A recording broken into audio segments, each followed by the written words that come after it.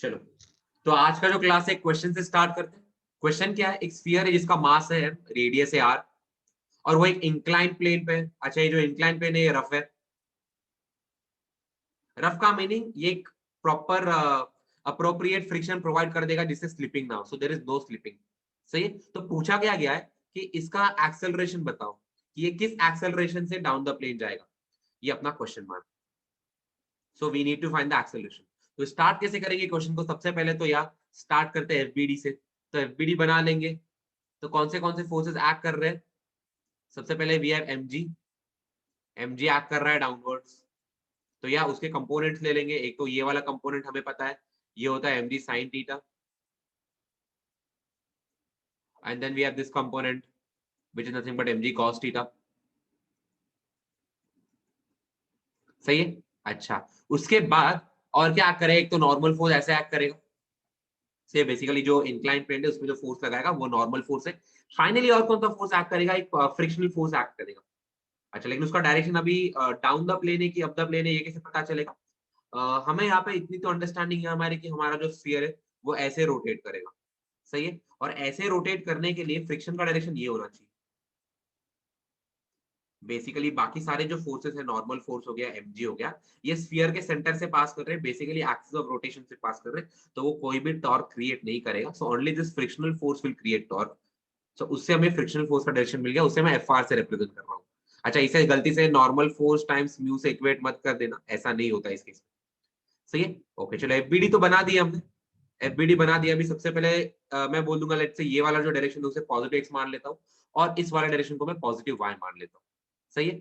अच्छा, अभी सबसे पहले तो समेशन एफ एक्स जो है, total force in x direction, ये एम ए के बराबर हो जाएगा। तो टोटल फोर्स कितना हो जाएगा? सबसे पहले तो mg sin थीटा लग रहा है यहाँ पे, mg sin थीटा। अच्छा, फ्रिक्शन ऑपोजिट डायरेक्शन में लग रहा है तो माइनस एफ आर लिख देता हूँ, इज इक्वल टू एम। तो ये अपनी इक्वेशन वन है। अच्छा, इस इक्वेशन में कितने वेरिएबल्स है? एक फ्रिक्शन को एक वेरिएबल माना है और एक्सीलरेशन को एक वेरिएबल माना है। That means we need one more equation. We need one more equation to solve. तो समेशन एफ आई लेके करेंगे तो नॉर्मल फोर्स और एक वेरिएबल आ जाएगा, जरूरत नहीं है। उससे अच्छा यहाँ पे हम कर देंगे summation tau is equal to zero, not zero actually I alpha. Tau क्या है? Total torque. अल्फा क्या है? किस अल्फा से जा रहा है, किस एंगुलर एक्सीलरेशन से जा रहा है। सही है। तो अभी टॉर्क कितना लग रहा है इस पे टोटल? सबसे पहले तो we have this frictional force. Frictional force अभी एक्सिस क्या रहेगी इस केस में? स्फीयर जैसे घूमेगा तो एक्सिस इस सेंटर से पास होगी और ये स्क्रीन के अंदर जाएगी एक्सिस। तो बेसिकली एक्सिस से डिस्टेंस कितना है? इस फोर्स का रेडियस के बराबर है, रेडियस के बराबर है। सही है। एंड यस, टैंजेंट, ये जो फ्रिक्शन है that will be tangential to the sphere, and yes tangent is perpendicular to radius. तो डायरेक्टली हम लोग वो परपेंडिकुलर डिस्टेंस मल्टीप्लाई कर सकते हैं। तो इस केस में नेट टॉर्क कितना हो जाएगा? Frictional force times radius. F R is frictional force and R is radius, is equal to I. अभी स्फीयर बोल रखा है, स्फीयर का मोमेंट ऑफ इनर्शिया कितना होता है? वो होता है 2/5 mr² इनटू अल्फा। अभी अल्फा और एक वेरिएबल आ गया, उसे एक ही टर्म्स में लिखेंगे। तो अल्फा को मैं लिख सकता हूँ a/r, linear acceleration divided by radius. सही है। ओके, तो एक बार ये इक्वेशन आ गई, उसके बाद तो सिंपल है, ये आर स्क्वायर, ये आर और आर कट जाएगा। सही है। और यहां से मैं फ्रिक्शनल फोर्स की वैल्यू मिल जाएगी, कितनी मिल जाएगी? 2/5 mm। ये 2/5 mm फर्स्ट इक्वेशन में डाल दो। क्या आ जाएगा इसके आगे?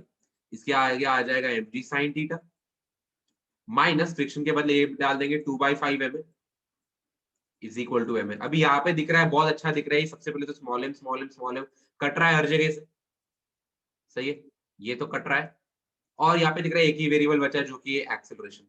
तो यस, जी साइन थीटा जो है आपका वो इक्वल हो जाएगा a प्लस 2/5 mm।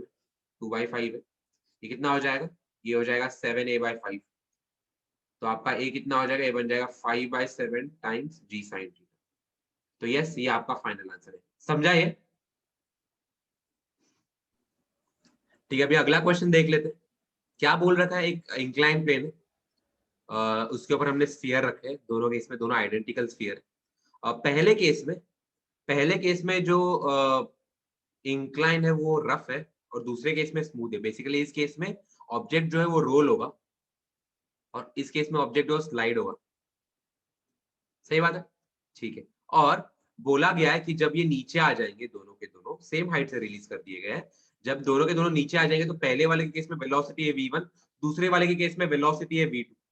तो अभी ये पूछा गया कि v1 और v2 के बीच में कंपैरिजन बताओ, आई मीन कौन बड़ा है या दोनों इक्वल है। क्वेश्चन क्लियर है? हाँ। ओके, सही बात है। तो अभी इसे कैसे करेंगे, देखो अभी देखो ये इसमें कुछ सॉल्विंग है ही नहीं, इसके पीछे का मैं लॉजिक बताता हूँ। पहले के केस में रोल होगा, पहले केस में रोल होगा, दैट मीन्स इस केस में रोटेशन प्लस ट्रांसलेशन होगा, इसमें हाँ। रोटेशन प्लस ट्रांसलेशन होगा। सेकेंड वाले केस में सिर्फ ट्रांसलेशन होगा। सही, अच्छा इस केस में एनर्जी कहां से आ रही है, बेसिकली जो ऑब्जेक्ट जो अपने हाइट पे था, स्फीयर जो अपने हाइट पे था, वो हाइट से वो एनर्जी रिलीज हो रही, बेसिकली ग्रेविटी की पोटेंशियल एनर्जी रिलीज हो रही है। तो पहले वाले केस में ग्रेविटी की पोटेंशियल एनर्जी दोनों में जाएगा, rotational kinetic energy as well as translational kinetic energy. On the other hand दूसरे वाले केस में वो सिर्फ ट्रांसलेशनल काइनेटिक एनर्जी में जाएगा। सही है, अच्छा अच्छा यहाँ पे एनर्जी दो हिस्सों में बढ़ रही है, इसलिए इसका वेलोसिटी कम रहेगा, इसका वेलोसिटी ज्यादा रहेगा। तो नीचे आते आते बेसिकली अगर मुझे v1 और v2 को कंपेयर करना है तो yes your v1 will be less than your v2। फिर से बता रहा हूँ क्या हो रहा है, जब भी मेरे दोनों केस में इक्वल ग्रेविटेशन पोटेंशियल एनर्जी हमारे पास है, बिकॉज सेम हाइट से दोनों के दोनों नीचे आ रहे हैं। पहले के केस में क्या होगा, पहले केस में सिंस वो रोटेट भी हो रहा है, वो रोल हो रहा है, तो जो काइनेटिक एनर्जी, जो पोटेंशियल एनर्जी होगी, वो rotational kinetic energy plus translational kinetic energy दोनों में जाएगा। तो जो एनर्जी है वो ना ही ट्रांसलेशन में खर्च हुए, बल्कि उसके साथ रोटेशन में भी खर्च हुई है।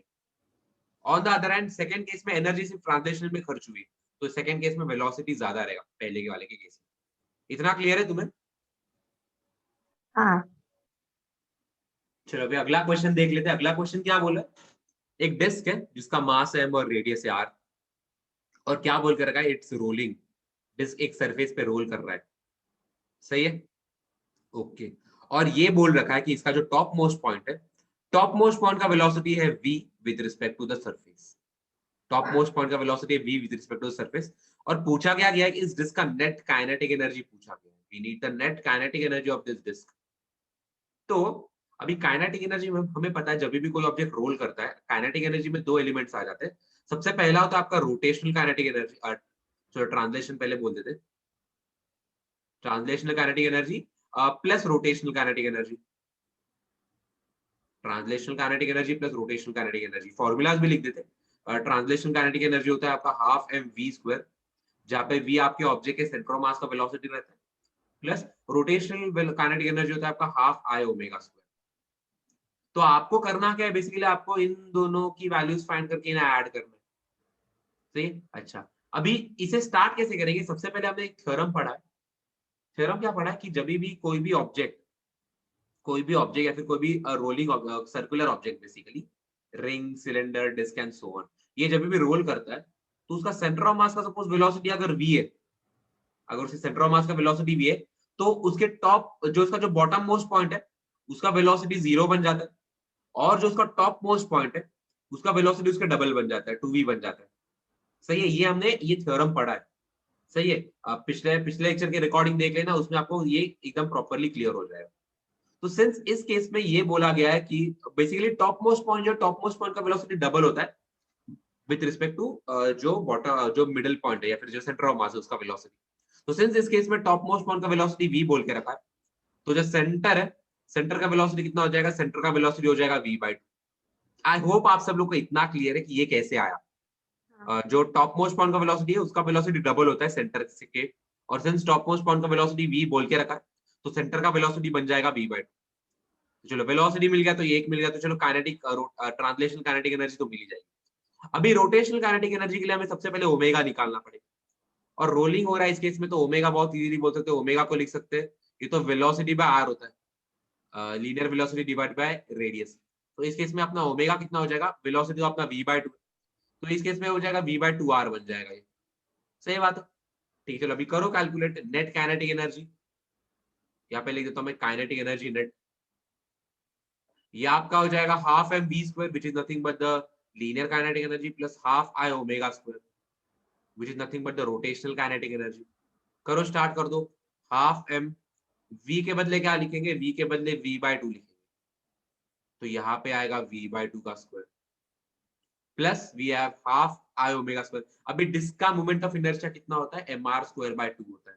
तो आपको ये सब बातें एकदम प्रॉपर्ली ध्यान रखनी है। तो यहाँ पे आ जाएगा m r स्क्वायर बाय 2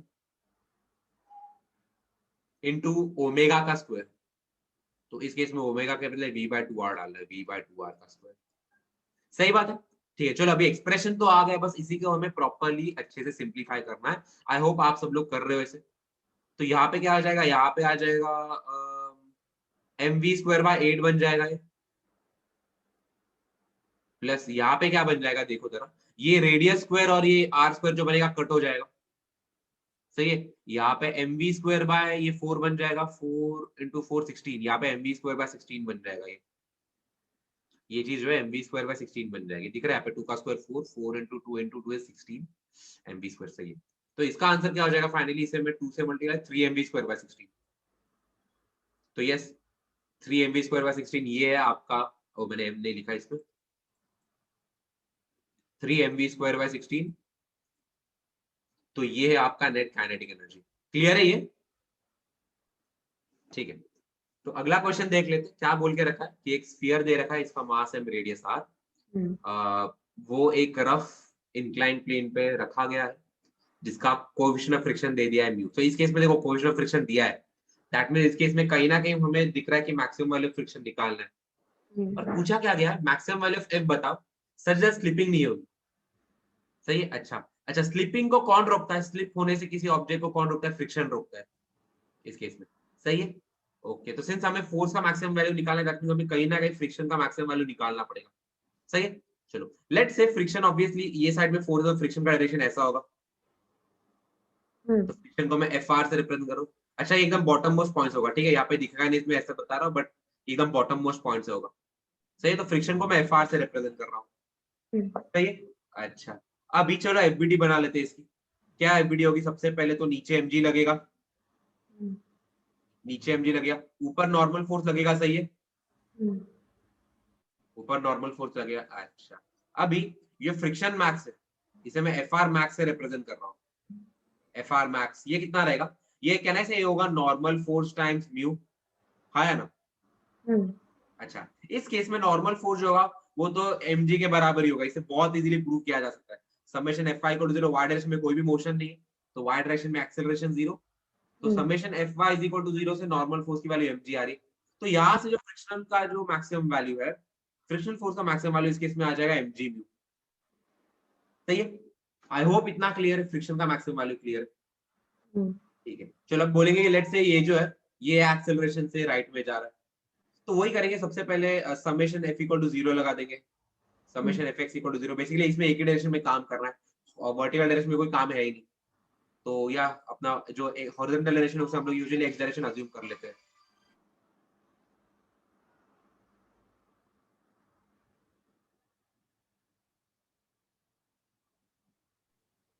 सही है, सो फ्रिक्शन आ गया, तो summation F x equal to 0, तो नॉट 0 एग्जैक्टली इस केस में जा रहा है ना, तो इस केस में हम लोग क्या कर देंगे, इसे एम ए के बराबर कर देंगे, मास टाइम्स एक्सेलरेशन। सही बात है, तो कौन से फोर्स, सबसे पहले तो ये अपना एफ लग रहा है। अच्छा इसे मैक्सिमम एफ कर देते हैं, हमें निकालना है, तो मैं इसे एफ मैक्स से रिप्रेजेंट करूंगा, minus friction max is equal to m a, is equal to m a. सही, ये हो गया अपना इक्वेशन 1। दूसरा इक्वेशन कैसे आएगा कि अभी हमें दिख रहा है ये जो है ये अल्फा के एंगुलर एक्सेलरेशन से घूमेगा, तो यहाँ पे लिख देंगे summation tau is equal to I alpha.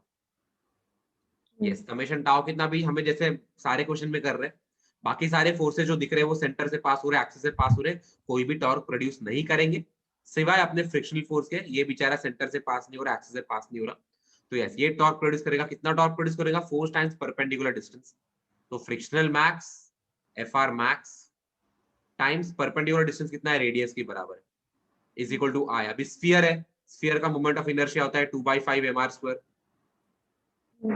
Into alpha, alpha के बदले a बाय आर लिख सकते हैं। सही है, ओके। तो इतना लिखने के बाद क्या करेंगे, इतना लिखने के बाद सिंपली अपना ये आर स्क्वायर कैंसिल हो जाएगा, यहां से हमें एफ आर मैक्स का वैल्यू मिल रहा है, कितना आ रहा है एफ आर मैक्स का वैल्यू 2/5 MA। फ्रिक्शन मैक्स का वैल्यू यहाँ पे आ रहा है 2/5 MA। सही है, इतना क्लियर है। ओके, ये इसमें डाल दो, इसमें डाल दो ये चीज, तो कितनी आ जाएगी। अच्छा एक सेकंड, एफ आर मैक्स हमें यहाँ पे मिल गया, ये यहाँ से इक्वेट कर दो। एम जी म्यू जो है ये 2/5 MA के बराबर है। ये फ्रिक्शन मैक्स हमने यहाँ से डाल दिया, बिकॉज हमें यहाँ पे एक वेरिएबल और एक वेरिएबल है, इसे भी हमें एलिमिनेट करना है। तो यस, इस केस में क्या हो जाएगा, ये अगर मैं यहाँ पे एम एम को कैंसिल कर दूं, यहाँ से मुझे ए मिल जाएगा, एक्सेलरेशन मिल जाएगा, कितना हो जाएगा 5/2 जी म्यू, 5/2 जी म्यू मिल रहा है। सही है, ओके। अभी ये जो एक्सेलरेशन मिल रहा है फर्स्ट इक्वेशन में डाल दो, तो फर्स्ट इक्वेशन में डाल दूंगा तो क्या मिल जाएगा, force max minus friction max, friction max के बदले ये डाल सकता हूँ 2/5 MA डाल सकता हूँ, इज इक्वल टू MA। सही है, अच्छा ये वाला एक्सेलरेशन बाद में डाल दूंगा, बेसिकली मैं मैक्सिमम वाला केस। तो एफ मैक्स कितना आ जाएगा आपका, एफ मैक्स आ जाएगा आपका MA प्लस 2/5 MA, कितना हो जाएगा, ये बन जाएगा 7/5 MA। तो यस, मैक्सिमम केस में क्या करना है, एक्सेलरेशन की वैल्यू डाल दो, तो आपका एफ मैक्स क्या आ जाएगा 7/5 M इंटू ए के बदले डाल देंगे 5/2 म्यू जी। बस अभी दिख रहा है तो आंसर तो आ ही गया है, 5/5 तो कैंसिल हो गया। तो आपका इसमें कितना आ रहा है, ये आंसर ये आ रहा है 7 म्यू mg/2।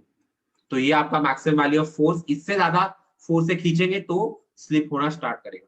क्वेश्चन क्लियर है, ठीक है। अगला क्वेश्चन देख लेते, थोड़ा सा हटके है क्वेश्चन।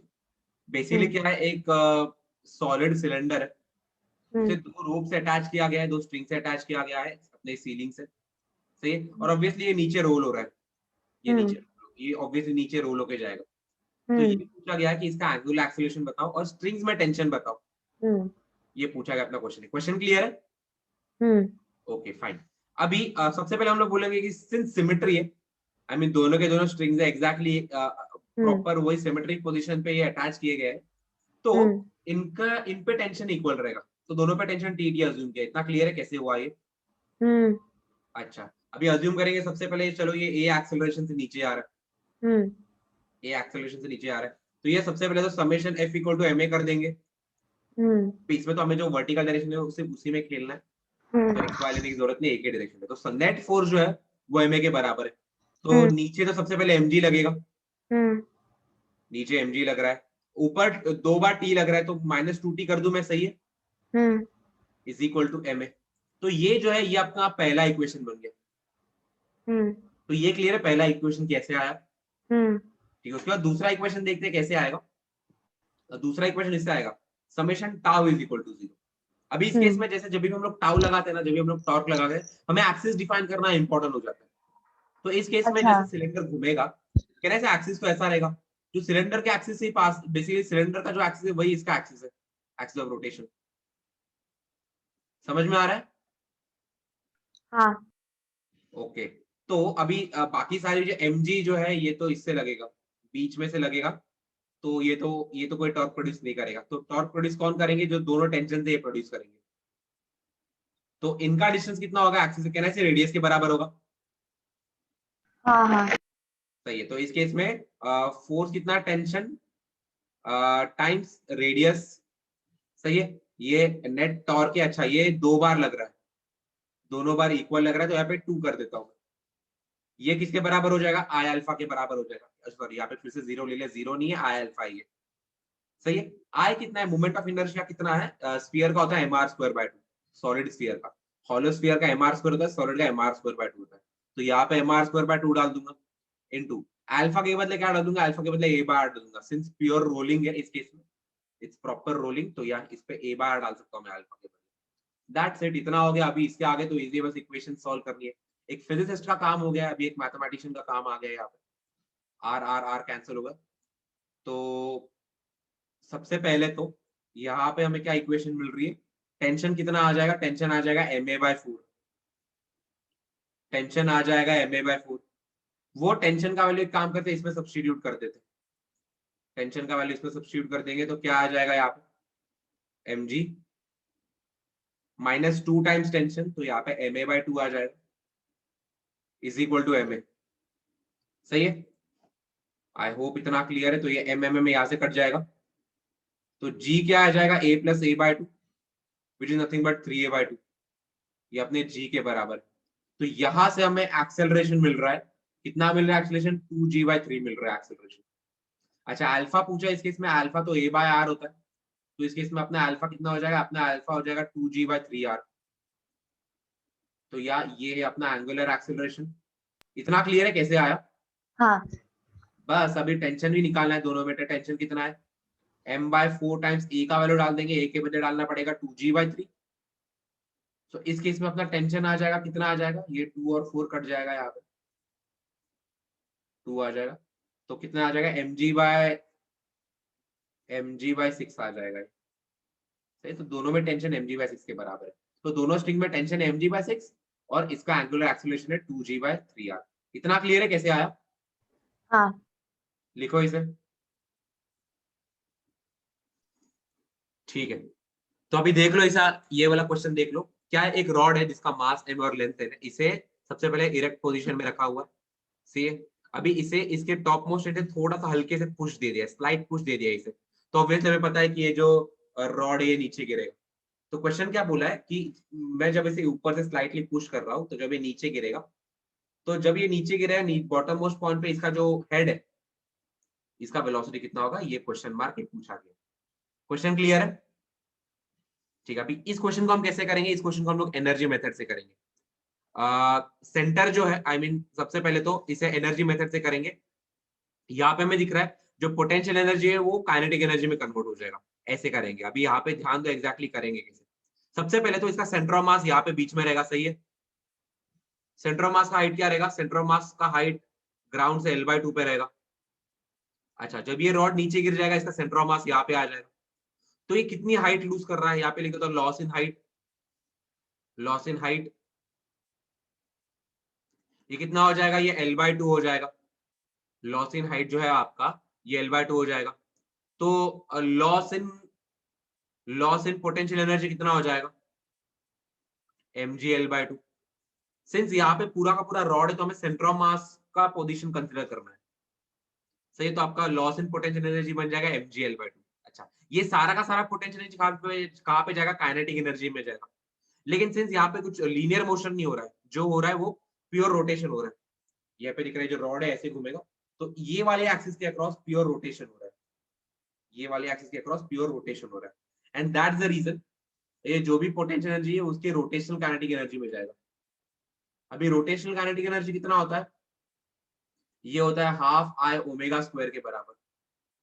सही, तो बस हमें ये इक्वेशन यहाँ पे मिल गई है। ओमेगा पहले निकाल लेते हैं, mg/l/2 is equal to half into I के बदले क्या लिखेंगे, अभी इस केस में जो रॉड है एक्सिस ऑफ रोटेशन क्या है, इसके एक एंड से पास हो रही है, और सिंस एक्सिस ऑफ रोटेशन एक एंड से पास हो रही है तो उसके अक्रॉस जो मोमेंट ऑफ इनर्शिया होता है रॉड का वो होता है ml²/3 हाँ इंटू ω²। सही है। अच्छा, तो यहाँ पे mm कैंसिल कर देते हैं हम लोग, हमें ओमेगा, बेसिकली ये इस पॉइंट पे आके इसका ओमेगा क्या हो जाएगा, हमें इसका ओमेगा मिल रहा है, इस पॉइंट पे आके इसका ओमेगा क्या हो जाएगा। तो यहाँ से आई कैलकुलेट, ये सब 2 काट देता हूँ यहाँ पे, तो यहाँ से आपका ओमेगा स्क्वायर क्या हो जाएगा, अच्छा यहाँ पे एल स्क्वायर और ये एल कट जाएगा, सही बात है। तो 3g/l,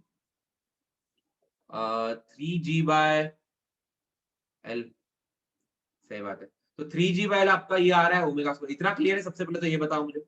हाँ ठीक है, तो बेसिकली यहाँ से हमें ओमेगा मिल रहा है, कितना मिल रहा है, इस चीज का स्क्वायर रूट। तो स्क्वायर रूट ऑफ 3g/l,